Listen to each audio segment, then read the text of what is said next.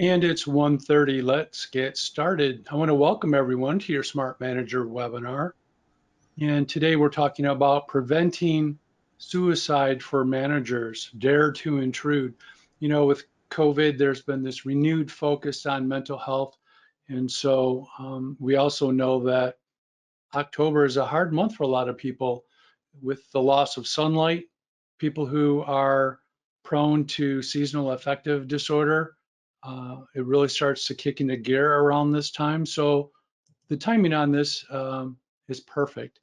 And I'd like to welcome Stephanie Wilson to the table. Welcome, Stephanie. Thank you. Stephanie is a fellow account manager here at Uliance and has some expertise in this area. We're having some technical difficulty with Thomas, but I can step in his shoes, I believe, and help with some of this information. We work as a team, and this is information that I am familiar with as well. So if you have questions or comments, you can type them in that chat dialog box as we go along. If you'd like to download a copy of the slide deck so that you can take notes, or if you just want to follow along, click on that icon. And I know some folks are interested in getting a certificate of attendance afterwards. It's important that when you log off, that you do so through the system by clicking on that exit button at the very bottom there. When you do that, a survey will pop up. And if you fill out that survey, we're going to send you that certificate along with some bonus material. So if you have a moment, it only takes a second to fill that out. First, some stats to get us started. Um, and these have been updated. About 1 in 20 people have thoughts of suicide, which is about 5% of the population. And kind of scary if you think about it. 66% of those people who have died from suicide told somebody about it towards at least the end. And 80% of those people who've died denied having thoughts right up to the very end. So if you're ever involved in a suicide, you can't blame yourself for not picking up on signs. People are better at hiding it than you are at detecting it. So let's talk a little bit about what we'll be discussing today. We'll provide you a little history of suicide, just to give you some background information. We want to talk about the risk factors and the protective factors that help keep us safe and healthy. We want to talk about an employer's duty, and then we'll review some real life scenarios. I know we get feedback. People appreciate when we have real life stories to share with you, and we have a few. So to get started, let's just talk a brief history of suicide. Suicide's always been with us. It's been what we call depression, part of being depressed, and what the Greeks have called melancholia. And it's been part of the human experience for centuries. And there's always, along with that, been some stigma associated with suicide throughout our history, because we know many of the world religions, for example, Christianity, Judaism, Islam, explicitly condemn suicide. And along with that, uh, we know that suicide affects people of all races, ages, socioeconomic status. It's one of those, it's like substance abuse. There are no bounds. It impacts everyone. And, you could be well into your HR career, in your management career. You might go your entire career without ever having to deal with this. But boy, you want to be prepared if ever it happens. So we applaud you being here, taking that extra step to educate yourself. Let's talk about some of those risk factors and some of the protective factors that go into suicidal risk. Stephanie, what do we know about this? Yeah, so when we're looking at the risk factors for suicide, we see here this quote from the American Academy of Physicians.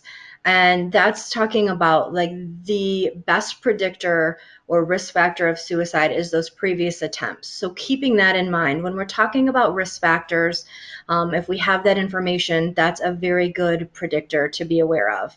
We also know of other risk factors for suicide. And when we're thinking about risk factors, these are like a red flag or a warning that something could be going on with that individual. So keeping in mind that someone could present with these risk factors that I'm going to be discussing, and they may not be having thoughts of suicide, but it's important to be aware of and to know that this could be a potential risk factor.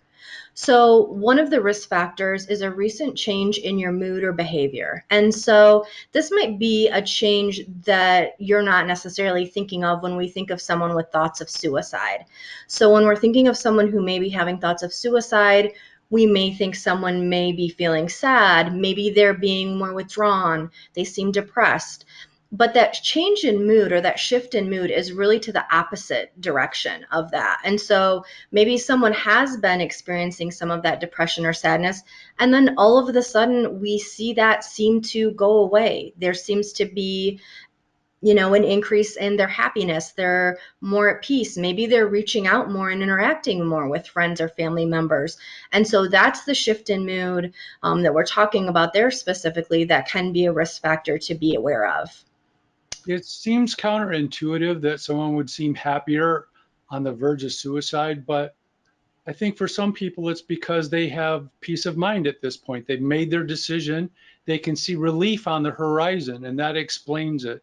I've known some people who have successfully committed suicide, and they've gone on what I call a goodwill tour, where they visit people and they want to leave a good, positive, lasting impression on people. And they put their best face on, and yeah, they give away their prized possessions. Mhm. So it can look different for different people. What are some of those protective factors that we're talking about?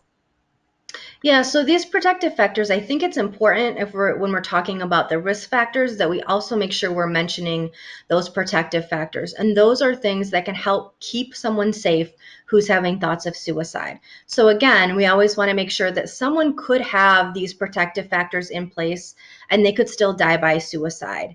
However, it's important to be aware that these certainly assist people in staying safe, and it's good to know if they're there and to be able to help promote those. So one of those is having strong connections. So that could be strong connections with oftentimes family members, friends, community connections, could be at work with coworkers and colleagues as well. So being able to have a person that they feel like they can talk to, that they can share things with, or being able to have that safe place maybe in the community that they can go and have. So if someone has that, that can be a great protective factor. Another protective factor to be aware of is limited access to lethal means. And so when we're talking about lethal means, we're really talking about the means that someone would use to die by suicide. So maybe they have said they plan on taking a lethal dose of medications. Maybe they have said they have a plan that involves using a gun. So if someone has limited access to those means, meaning maybe that's not in their home currently, or that's in a space where they don't have access to, it is kept safe from them. That's a protective factor, having limited access to those means that they maybe have reported as part of a plan. Now we want to get into the beef of this. The reason probably why you showed up, we want to know what the employer's duty is and what we can actually do if there is a suicidal employee. Here we have a list of some things. We're not going to go through every one step by step. Again, you can download a copy of this slide deck if you want to have a copy, but we do want to touch on some of these things. First, we want to talk about what not to do. And one of the most important ones is you don't want to leave them alone and give them the opportunity to commit suicide. The other thing, and a mistake that we'll hear too often, is we might leave them on the floor working with heavy machinery. If somebody is potentially suicidal, we need to remove them from a potential dangerous situation. I love the idea of trying to think ahead and have a room available for this employee, not just during times of an emergency, but always have this room available if you can, where they can have some semi-privacy. And it's also relatively free from any potential weapons or dangerous things, letter openers, right? Um, Fire extinguisher boxes with the glass, they could break the glass. Uh, so that we could maybe get them alone in a room so that we could get them on the phone to talk to an EAP counselor. Some other things that we don't want to do is go it alone. Don't forget that you have a EAP dedicated account manager to help in these situations. I would suggest that's one of the first things you want to do is if you're in doubt, pick up the phone.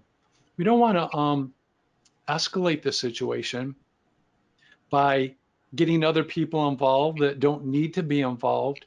We still want to protect confidentiality as much as we can. We owe it to our employees. And really, you don't want to ask too many personal questions. The goal here is not to be the company psychologist. We're simply trying to determine what our next step should be. How dangerous is this situation? Do we need to involve professionals? And that's where we're going. So getting into the weeds about, well, what's going on with your divorce? I would hold off on that stuff. It's not helpful for this situation.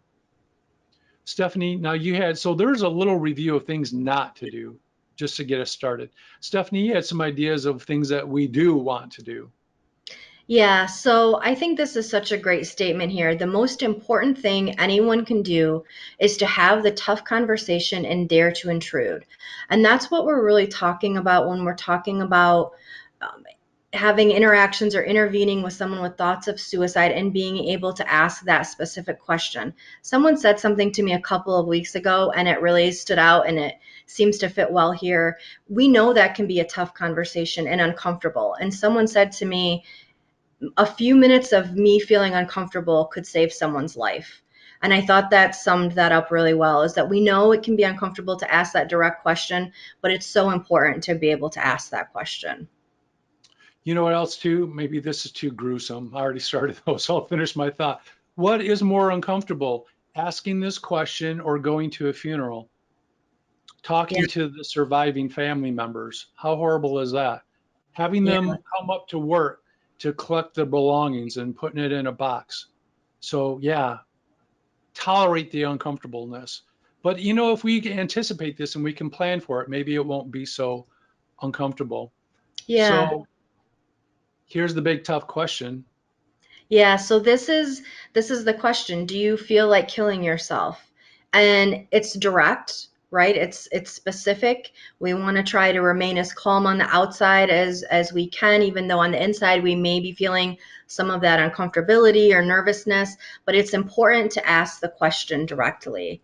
And when we're asking that question directly, we also want to ask some follow up too, right? Because the thing is, a lot of times someone says, well, what if someone says yes? What do I do next? Right. And so, how would you do it? That's the next question, right? If someone is reporting that they do are having thoughts of suicide or feeling like killing themselves, then how would they do it? And that can really help in assisting us on our next steps, right? Because someone may give some fairly vague response of, well, I'm not really going to do it. I was just thinking of it, or some more vague responses like that, where our next steps might be something like offering to reach out together to Alliance and call that EAP and be able to talk with someone and get some assistance. Or maybe someone is sharing with you some really detailed information and a really detailed plan on how they would do it. And they've thought that out very clearly and have some very clear next steps. That can give you an idea of, what, this seems like this person could be in some real danger, could be a potential immediate need, and that can assist us to know, what, like Matt was saying, I need to contact some professional emergency assistance possibly at that point, to assist. And so that leads into also thinking about, we always want to be ensuring for safety, right? And thinking about safety first, the safety for that individual, but also your own safety. So when you're thinking about these situations, right, and let's say someone does need to be transported to a hospital or somewhere for some further follow up and assessment, it's best to allow the emergency professionals to do that sort of transporting or follow up versus having you or another employee transport that individual, right? Because we never know what kind of safety risks may come up, and so we want to think of everyone's safety involved. So keeping that in mind as you're dealing with these situations as they come up. And like Matt said, you can always contact Uliance and get support from us as well as you're following through with that plan. I know we had some more specific ideas too about what we can do, but let's back up just for a moment, Stephanie, Yeah. and not to throw you off because I don't think we rehearsed this. But one No, thing I that's all want right. to address is this idea about asking this tough question, because we know that depression is covered under the ADA. And are we going to get in trouble as HR for asking this question? You're not going to get in trouble for asking a question like, do you feel like killing yourself? If it's already been broached, if they brought it up and you believe that it can impact their ability to work, to perform their essential work duties, then you can ask this question and you're safe to do so under those guidelines. And suicide um, undoubtedly is going to have an impact on one's ability to do their assigned duties. So yeah, we still want to protect confidentiality. We're not going to involve other people that don't need to be, but people like Uliance, people like the police, people on the emergency contact list, those are people that you can call under these situations, and you're safe to do so. Yeah, Uh, that's a great point. you had some other specific ideas, Stephanie. I love these about what we can do in these situations. Yeah, so we talked a little bit about what to avoid or what not to do, but things to keep in mind to do if you are in this situation, right? If you have an employee who is having thoughts of suicide, like we had mentioned, you can always call your dedicated account manager at Uliance, and they're there to assist you and be able to help you talk through some of those next steps. Also, it's a good idea to have those emergency contacts updated for employees, just in case. You never know when you may need to utilize those. But in this situation, if that's something that comes up and you need to access them, it's good to make sure that those are updated and that you have emergency contact numbers nearby too. So for emergency assistance, I mean, for an ambulance and those kinds of things, we know we can always dial 911 for those immediate needs, but other emergency numbers that we may be able to think of, or even that Uliance EAP number, is a good thing to have nearby so that that's available if you need it. It's also important to keep in mind documentation, right? And so as you are working, I know that's not always, and when we're in the heat of the moment, but it's really important to be documenting, what things were offered, what was discussed, what steps you took. That's really important to make sure we're documenting that as well. And then I know Matt had mentioned, and this is such an important idea, having that private safe space for someone, right? We definitely want to make sure that person feels safe talking. If there are other people around, that can certainly contribute to them maybe not wanting to talk about or not feeling safe to talk about. And we also, like was mentioned, we want to keep that confidential and really only have people who need to know what's going on be aware of that situation. And when we're talking about emergency numbers, having those ready, another thing that you might want to consider is, let's say, for example, we do need to call an ambulance. You might want to make sure that you have like the security desk, their extension number nearby. Some of these things that you might not call on a daily basis, and you might have to look up. So look them up in advance, because you don't want somebody, uh, the emergency guys, walking down the hallways with their gurney looking for this room. We're going to probably want to have the front desk buzz them in. We're going to have one of your assistants, HR, somebody in the hallway to meet them, because you're probably going to want to stay with the employee. We're not going to want a whole different people staying with the employee. Wait here while I go take care of this. Stay with that one employee if you can. So we need to plan for them actually leaving the building too. And if we can, figure out a way to do that in such a way that protects their dignity, protects um, their their confidentiality. Yeah.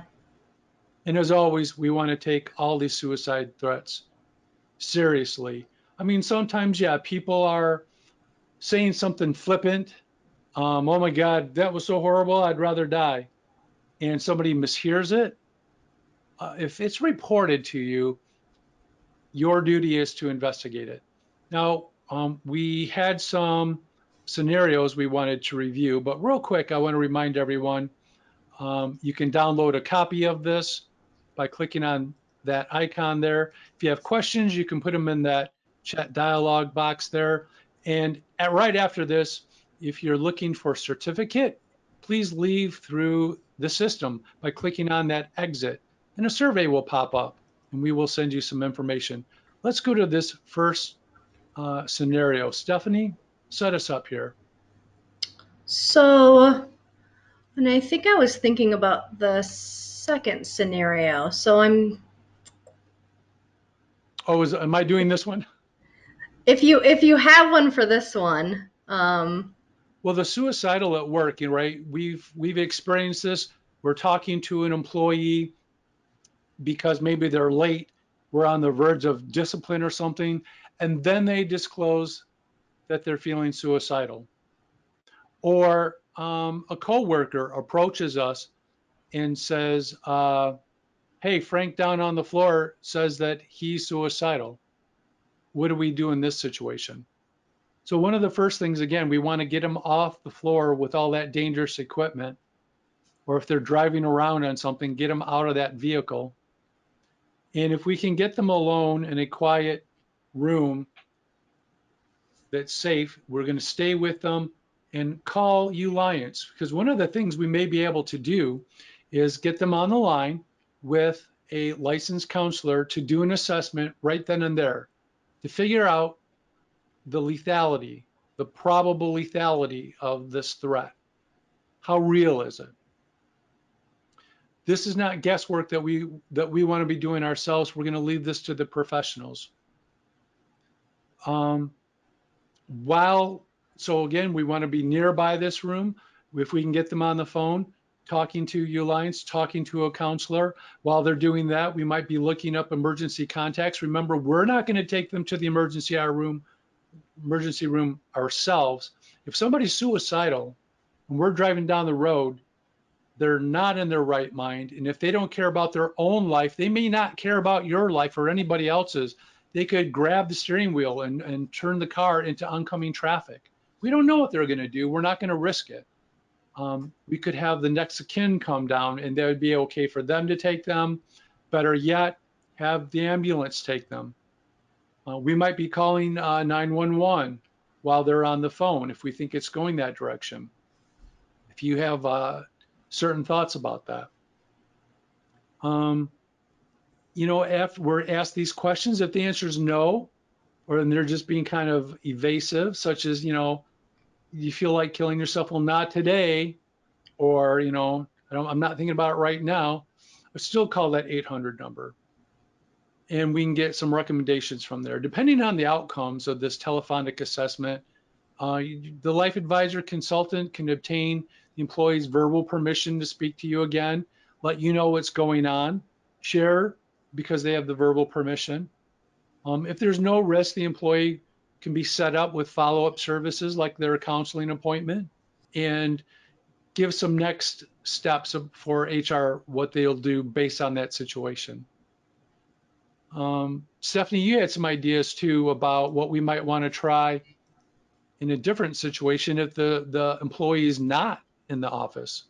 yeah. So for this scenario, for example, let's say you receive a voicemail from an employee, and in that voicemail they leave you, they're reporting that they are thinking about suicide, and that you know that this employee is not due to report to work until 24 hours from when they've left you this voicemail. So now thinking about those next steps, and potentially you've even tried to call them back, let's say, and there isn't a response. There are a couple of different next steps to think about here. The one thing I also want to point out is, this specific scenario involves a voicemail that an employee could leave you. But think about, this could often come in the form of a text message Maybe there's a social media post that you or other employees have brought to your attention, or other employees maybe have gotten a text or some kind of communication and they've brought that to your attention. So just knowing that this could come to you in a couple of different formats, you could still follow these same next steps. So really in this situation, a great next step would be to be able to reach out to your dedicated account manager here at Uliance, because you'll then be able to talk with them about, here's the situation that's going on, and really be able to problem solve what those next steps are going to look like.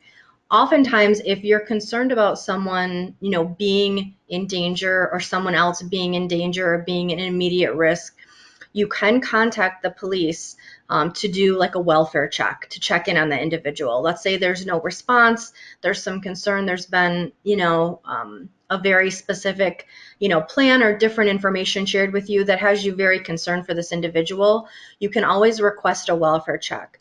The idea being here is that if there's that concern and someone needs to go check on them at their home, that really should come from the police going to do that check. That would not be recommended to be done by yourself or another employee at your company or organization. So really, it's not your job to investigate that piece of it. If it comes to that level of concern, then you really want to leave that to the police to be able to do that kind of a welfare check. But always know that you can talk to your account manager to talk through some of those steps. It's not, I know Matt had mentioned, like, you're not in it alone. Don't go it alone. And so, we can be there to support with that as well, because it's definitely something that is good to be able to have that conversation with someone else about the plan moving forward.